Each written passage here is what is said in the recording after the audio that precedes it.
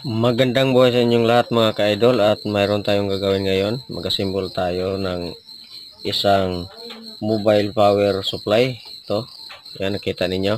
Yan.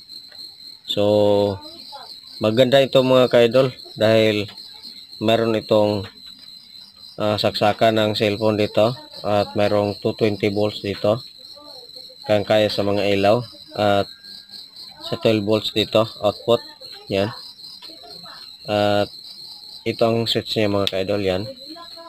At para sa dalawang output dito 12 volts, itong switch niya, yan, umilaw. So yan, so patayin ko muna mga ka-idol at assemble natin. So mayroon tayong dalawang cellphone dito at siya nga pala mga ka-idol, ito tanggalin ninyo, yan. Ito lang ang kailangan natin. Tanggalin ninyo yung pinaka pulo ng inyong mga charger. At malakas ito mag-charge mga ka-idol. Yan. Tingnan ninyo. At ito, saksak natin ito. Saksak natin. Yan.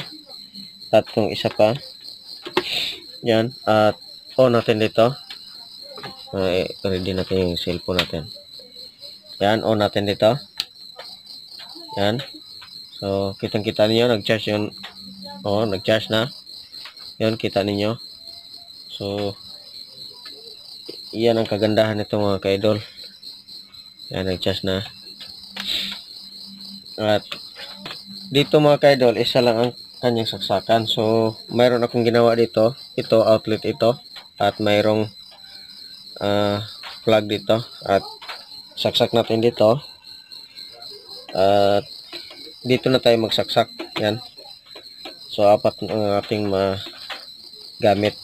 So sa mga ilaw to mga ka-idol, for in case mag blackout o kaya nandun kayo sa mga area na walang kuryente,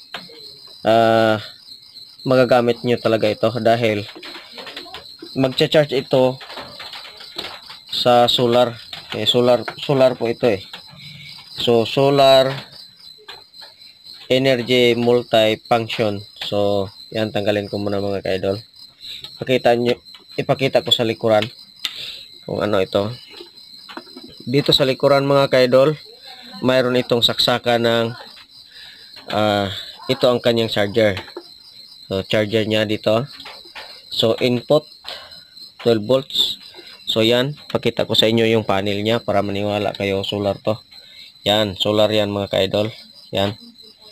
So, ang kagandahan nito, kapag nandyan naman kayo sa area na may kuryente, ay mayroon itong 12 volts charger naman siya. Isaksak natin sa kuryente. Yan, saksak natin. At isaksak natin yun doon sa kuryente. So, dalawa ang kanyang charger. Solar or mapa-solar or kuryente, pwede siya i-charge. So, walang problema mga ka-idol. So, ganyan lang ang pag-assemble natin sa ating solar energy multi-function. So, yan. Kita nyo. So, sana huwag kalimutang mag-like, mag-share, at mag-comment mga ka-idol. At pindot ang notification bell para ma-update kayo sa susunod natin mga video. So, full charge ito mga ka-idol. Nakita naman nyo nito. 100%. Yan.